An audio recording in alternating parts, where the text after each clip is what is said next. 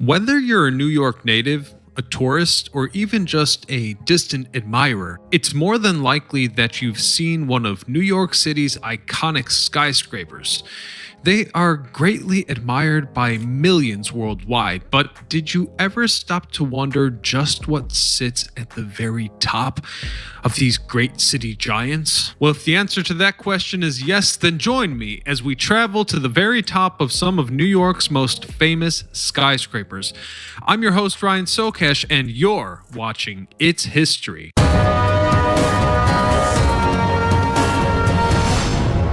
The rooftops of New York are an oddity because on one hand, you can see their iconic peaks and domes from almost anywhere in the city, and most people could probably recognize these buildings based on their shape alone. And yet, the more curious details, such as what's on the rooftop, is obviously off limits. Well, that was the case until I discovered a series called Rooftops of the Great Cities on Magellan TV. This amazing series will show you the rooftops of New York in ways that I couldn't even dream of. And the best news is that It's History viewers can watch free with my exclusive link in the description below. Let me explain. Magellan TV is a documentary streaming service founded by filmmakers with the most varied history content available anywhere. Actually, 15 to 20 hours of new content is added each week, with a growing collection of 4K, high-definition content for no additional cost, so you'll never run out of something to watch. In addition to history, subscribers can enjoy other exclusive collections on science, true crime, travel, and more, with zero ads, anytime, anywhere, and on all major devices. Like I said before, for the It's History crowd, the first month is totally free, and after that, you can take advantage of an annual membership for just $59.88. You only pay $4.99 a month for 3,500 hours worth of documentaries, so click that link in the description below to get your first month free. Let's start with one of America's most notable skyscrapers, the Empire State Building. Constructed in 1930 at the height of the 20th century race to the sky, it is one of New York City's tallest and oldest buildings. When construction was complete and its spire was added, it dethroned both the Chrysler Building and the former title holder, the Woolworth Building, as New York City's tallest building. It held the title of the tallest man-made building in the world for nearly half a century. And even today, it continues to hold the title as one of the world's largest office buildings with 2.8 million square feet of office space. It towers at an incredible 1,454 feet from base to antenna and has made many appearances in modern pop culture, continuing to attract millions of visitors to bask in the view from its upper floors.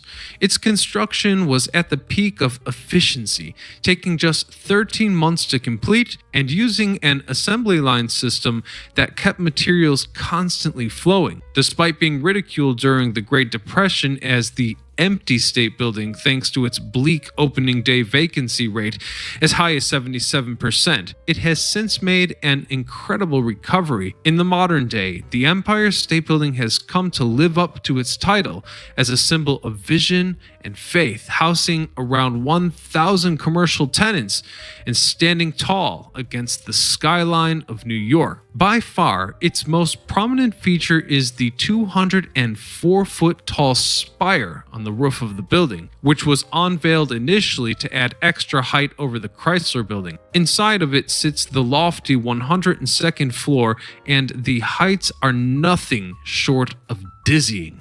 So if you're interested in getting a first-hand view of the New York skyline, make sure you've got a strong tolerance for heights. A glass elevator leads up to a closed observation deck surrounded by massive floor-to-floor ceiling windows, giving visitors a one-of-a-kind view from all sides. This spire is 16 stories above the 86th floor observation deck and is the highest place that regular visitors can go inside of the Empire State Building.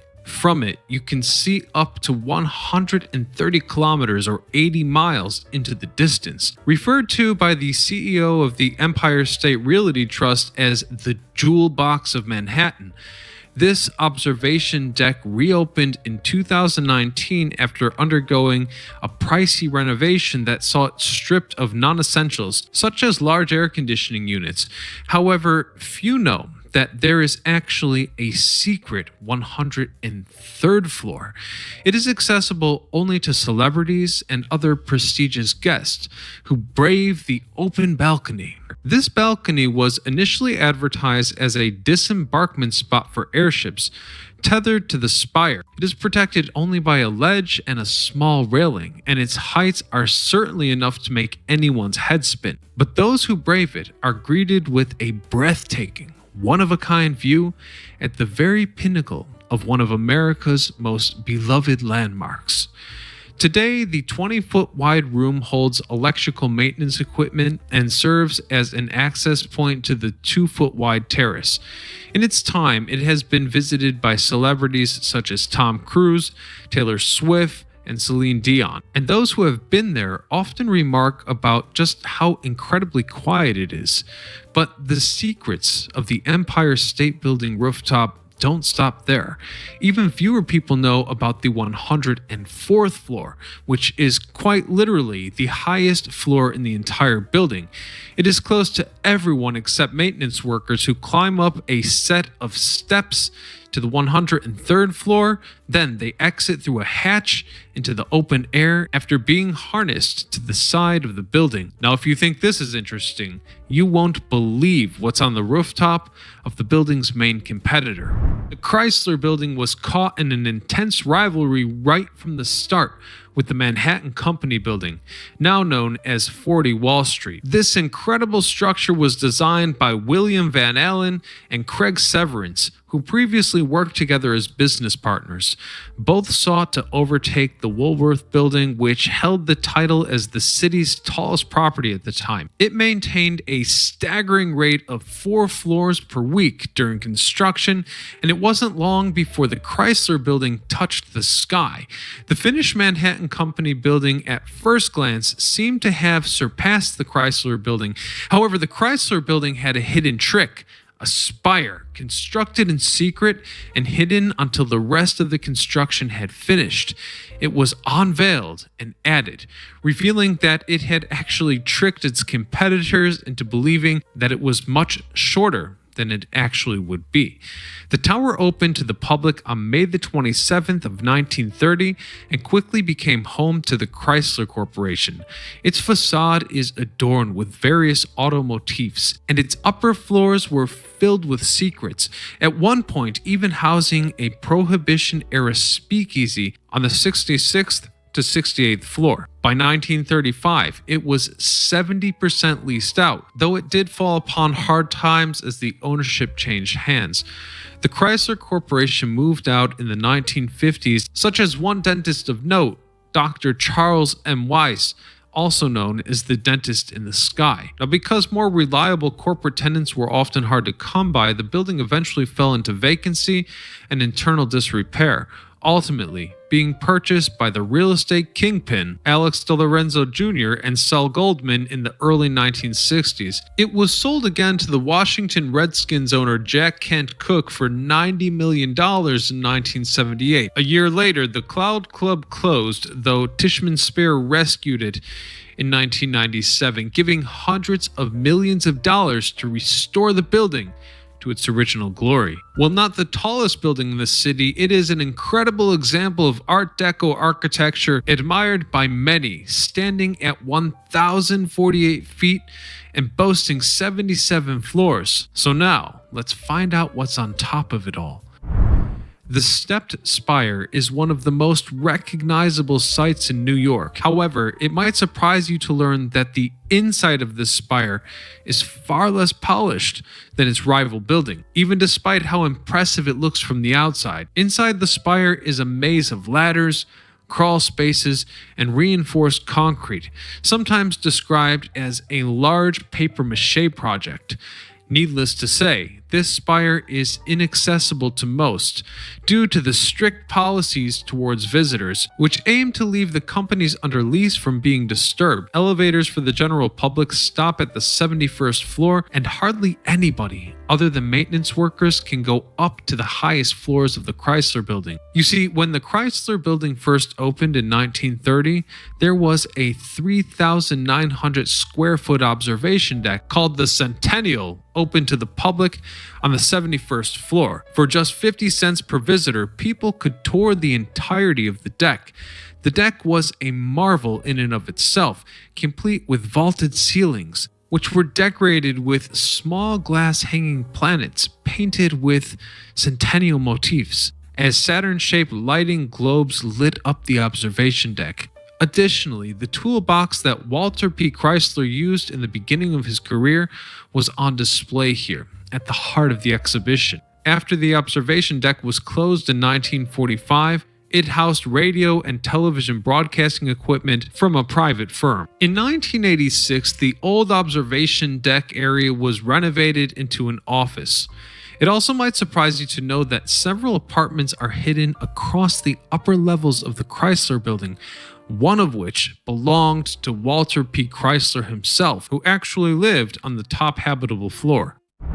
Another of New York City's most distinctive buildings is the Flatiron Building, designed by Chicago architect Daniel Burnham. Built in 1902, this triangle-shaped building's unusual design allowed it to fill in a wedge-shaped property at Fifth Avenue and Broadway, though it was never meant to stand among the tallest buildings in New York City.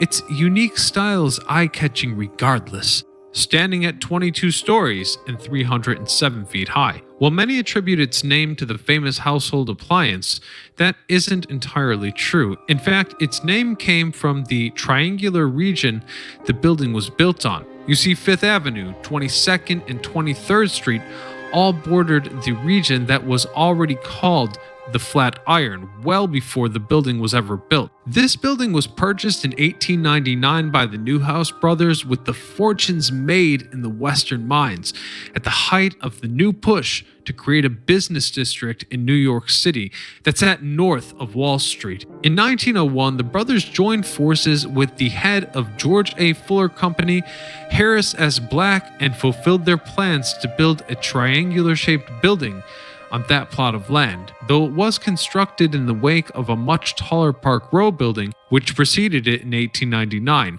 Daniel Burnham's unique design quickly stole the spotlight. In particular, one of the most striking differences was that it rose from street level rather than a heavy base. Many were skeptical about whether or not the Flatiron Building would be sturdy enough to last, some even criticizing it as Burnham's folly, with claims that the shape and the height would cause the building to fall in on itself. And yet the Flatiron Building proves those claims wrong, enduring well into the 21st century.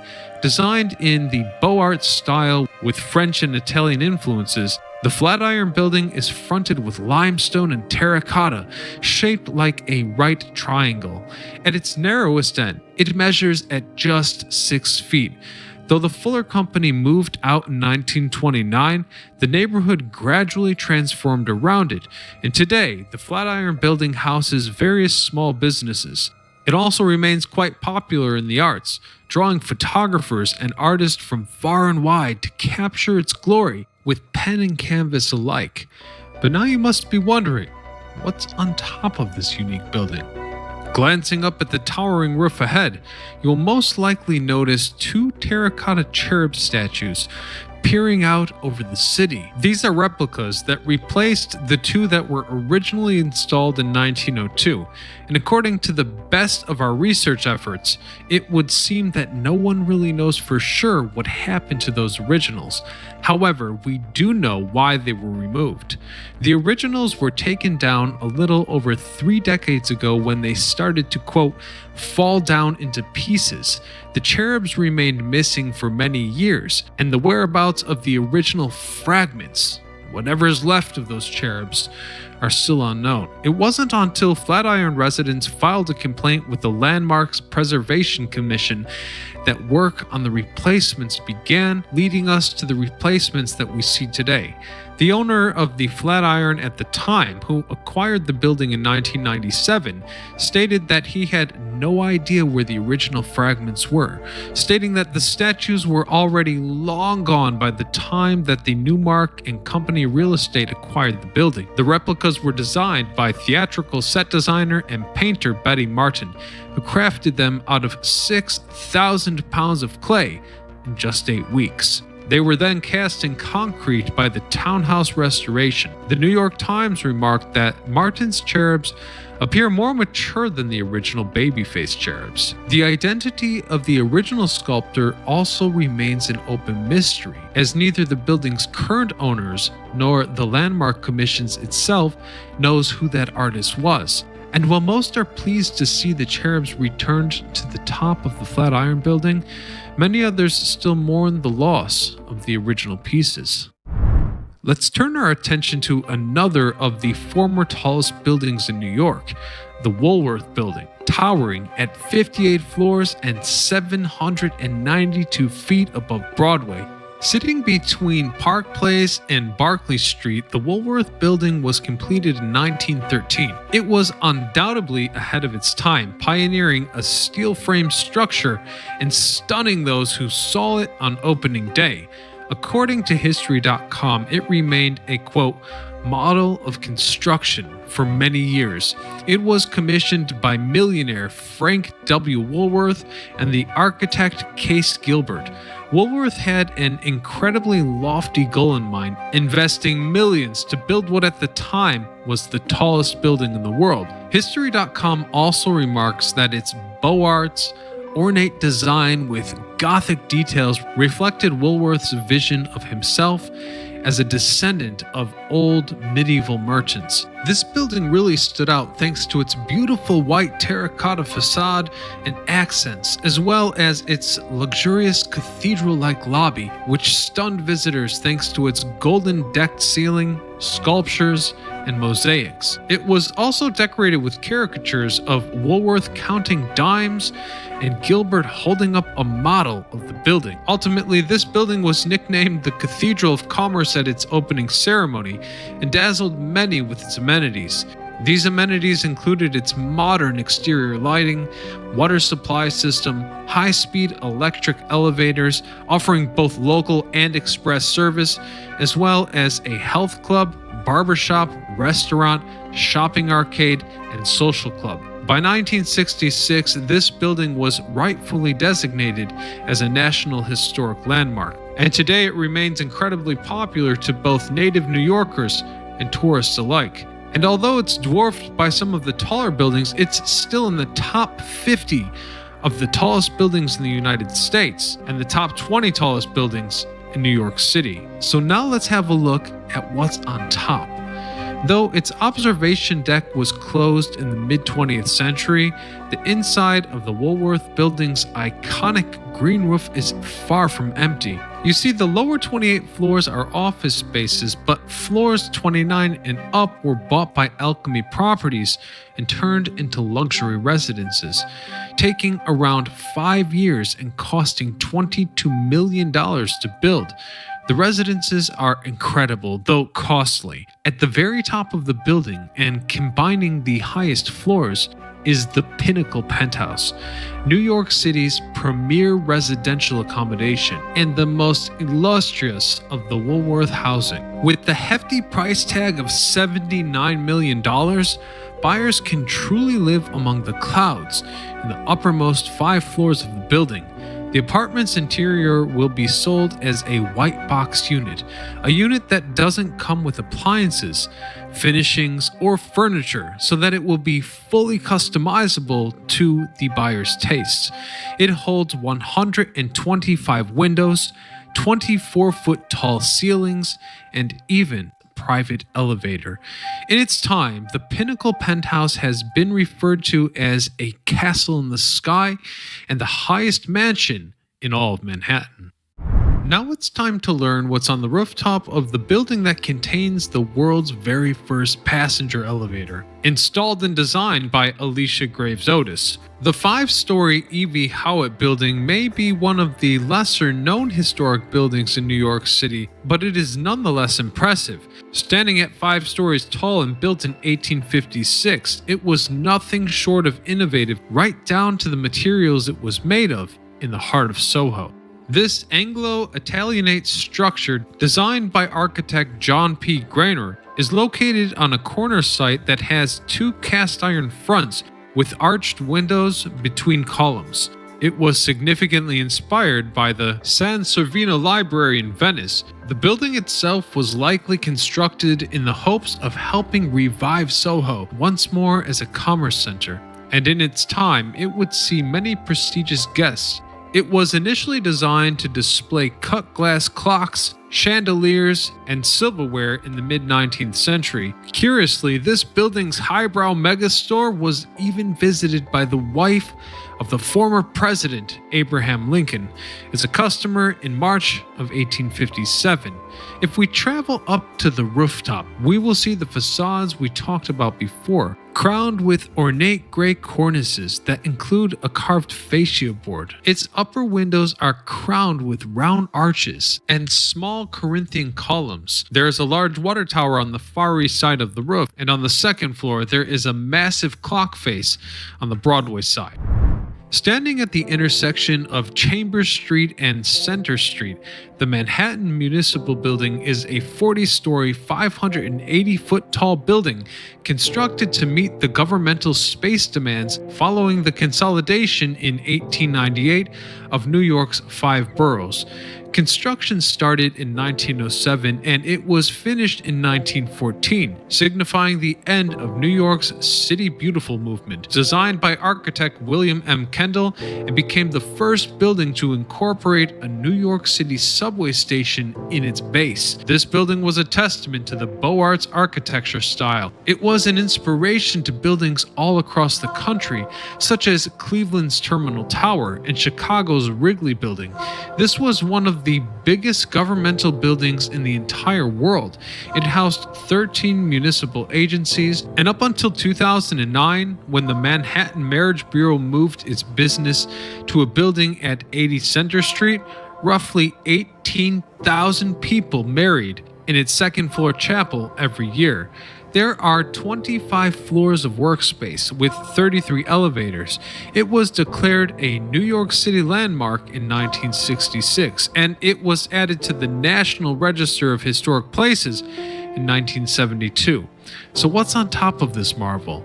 Well, one of the most striking features is by far its central cupola, which is elegantly designed but off limits to most. However, those lucky enough to visit would enjoy a 360-degree view of Lower Manhattan and Midtown from the building's 36th floor. The ceiling is Gustavino and the column capitals are intricately detailed. From here, you could also admire up close the bas-relief panels. And at the very top of the central tower is the Civic Fame statue, a beautiful gilded copper statue that stands at 25 feet tall.